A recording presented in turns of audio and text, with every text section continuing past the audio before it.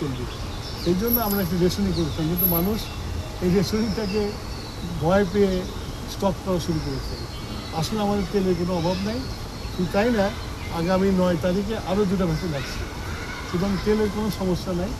আমি সবার কাছে অনুরোধ করব, বিশেষ করে মিডিয়ার কাছে অনুরোধ করব, জনগণকে এই মেসেজটা দেওয়া যে এই তাড়াহুড়া করে কোনো জিনিস দরকার নেই, আমাদের কাছে মজুদ আছে, আমরা পেট্রোল পাম্পে দিচ্ছি এবং চলবে এটা। এটার জন্য লাইন দিয়ে সারা রাত জায়গা কোনো প্রয়োজন নেই, মানুষ তেল গেলে তেল পাবে। একদিকে লাইন দিচ্ছে, আবার অনেক জায়গায় পাম্প, আজকেও কয়েকটা পাম্পে তেল পাওয়া যায় না। পাম্প ম্যানেজমেন্ট করে কীভাবে করবে? পাম্প ম্যানেজমেন্ট আমরা তো নির্দিষ্ট পরিমাণে তেল দিচ্ছি।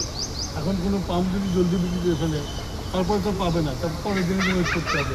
সেটার জন্য আমরা মনিটর করছি, আমরা দেখবো যাতে এরকম কম হয়, সে দেখবো আমরা। কেউ আবার পরে বাড়তি ফায়দা নেওয়ার জন্য বন্ধ রাখছে কিনা সেটা মানুষের মনের মধ্যে ঢুকতে পারবো না আমরা। আমি তদন্ত করতে হবে। আমাদের কন্ট্রোলিং যা আছে, আমরা কালকে থেকে আমরা মোবাইল কোড নামিয়ে দেবো, সব রকম ব্যবস্থা আমরা নিয়েছি।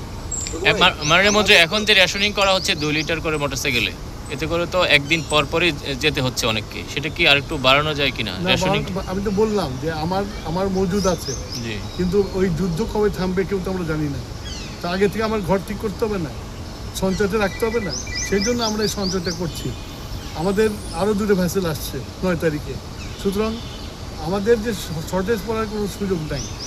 তারপরেও যেহেতু যুদ্ধ চলছে, তো আমাদেরকে খুব হিসাব করে চলতে হবে। রেশনিংটা কতদিন চলবে? যুদ্ধের উপর ডিপেন্ড করে। সরকার বলার পরেও মানুষ আসলে মানে প্যানিক হলো কেন? কি মনে হয়? এটা মানুষের এটা মানে আমরা সবাই করি, এটা মানুষকে বলে লাভ নেই, সবাই করি, যে মজুত করার চেষ্টা করি। না, আমরা যেতে পারছি না, আমাদের একটু ভয় লাগছে আমি পরে আবার তেল পাবো কিনা। সেটা হতে পারে, যে কিছু করার নেই। তবে আমরা সরকার হিসেবে আশ্বস্ত করতে চাই, এত অডিট হওয়ার কিছু কারণ নেই। টুকু ভাই একটু মানে আমরা তো মূলত কাতার থেকে এলএনজি নিয়ে আসি, আমি অত ডিটেলসে যাবো না, আমাদের অল্টারনেটিভ কাতার ছাড়া অল্টারনেটিভ ব্যবস্থা আছে, আমরা চেষ্টা করছি সব জায়গায় জানার। আমাদের কি তেল আসছে মানে অর্ডার দেওয়া? বললাম যে আমাদের 2টা ভ্যাসেল আসছে 9 তারিখে।